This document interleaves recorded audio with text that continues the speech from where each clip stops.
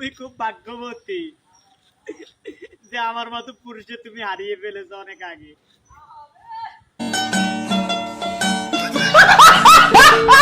আমাকে ক্ষমা করে দিবেন, আমিও তো আজকে পৃথিবীতে থাকবো না,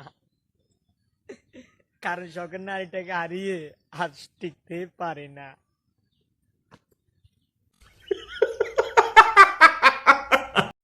ওহে ভাইয়া, একটু ওয়েট করো, দেখবা সবার মুখে আমার নামই শুনবা।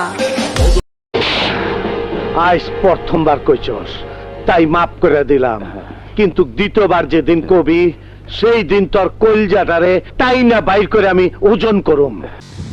ওই ভাগ্যবান নারী, তুমি কিভাবে পারো আমাকে ছেড়ে থাকতে? আমি কেন পারি না তোমাকে ছেড়ে থাকতে? তোমার মরণের চুলকানি উঠছে, মলম লাগাই দিবনি মলম।